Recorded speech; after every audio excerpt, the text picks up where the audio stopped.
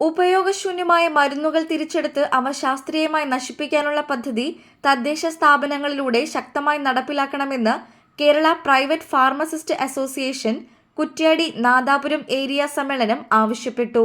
ഉപയോഗശൂന്യമായ മരുന്നുകൾ മണ്ണിൽ അലക്ഷ്യമായി വലിച്ചെറിയുന്നത് മരുന്നുകളുടെ സാന്നിധ്യം മണ്ണിൽ നിലനിൽക്കുകയും അത് ഭക്ഷ്യശൃംഖലയുടെ ഭാഗമായി മനുഷ്യരിലേക്ക് എത്താനും ഇടയാവുന്നതുമാണെന്നും സമ്മേളനം അഭിപ്രായപ്പെട്ടു.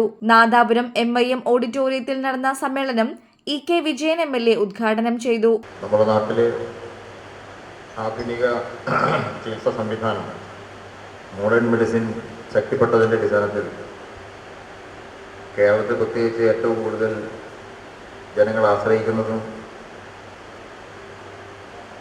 നിങ്ങളുടെ ഫാർമസികളെയാണ്.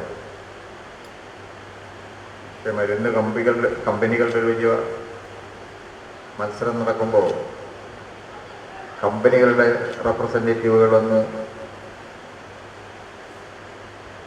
മാർക്കറ്റിംഗ് സിസ്റ്റം നടത്തി ഡോക്ടർമാരെ സ്വാധീനിക്കാനും ഒക്കെ നടത്തുന്ന പ്രവർത്തനങ്ങളുണ്ട്. എന്നാൽ അതിനെല്ലാം വേറിട്ട ചിന്തയോടുകൂടിയാണ് ഫാർമസിസ്റ്റ് അസോസിയേഷൻ്റെ പ്രവർത്തനം നടത്തുന്നത് എന്നത് നമുക്ക് കാണാൻ കഴിയും. വളരെ തെറ്റാതെ സമയം കഴിഞ്ഞുപോയ മരുന്ന് കൊടുക്കാതെയും എഴുതിയ മരുന്നുകൾ കിട്ടാതെയും ആരെങ്കിലും നേരിട്ട് വന്ന് മരുന്ന് വാങ്ങുമ്പോൾ അത് മറ്റ് മാരക രോഗങ്ങളിലേക്ക് എത്താൻ സാധ്യതയുള്ള മരുന്നുകളൊക്കെ കൊടുക്കാതെയും ഒരു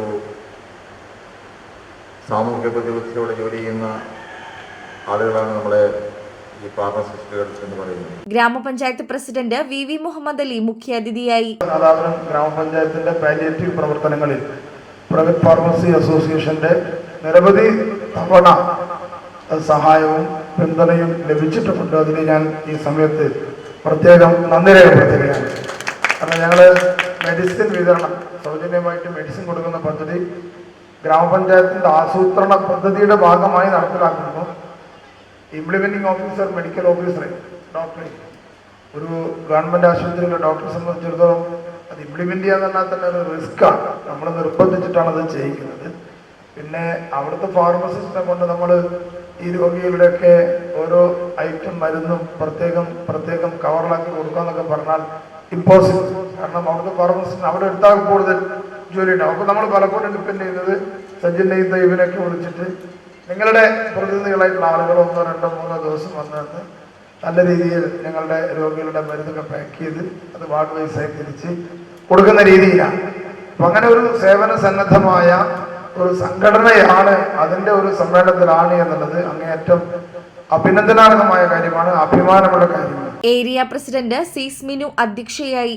KPPA സംസ്ഥാന സെക്രട്ടേറിയറ്റ് അംഗം ജയൻ കോറോത്ത്, ജില്ലാ treasurer Sunilkumar, KM Karunakaran Kuttiadi, Najeer MT, Sreenila NS, Shajitha CK എന്നിവർ സംസാരിച്ചു.